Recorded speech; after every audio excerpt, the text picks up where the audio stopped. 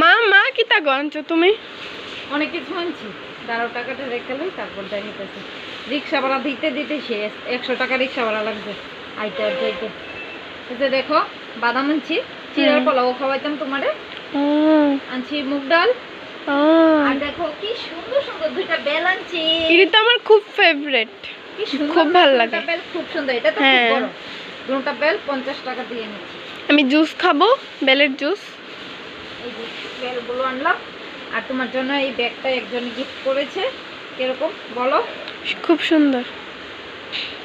তারপর দেখো এই সিপ্লেস নাইটিগুলো আনলাম, কিরকম বলো? খুব সুন্দর।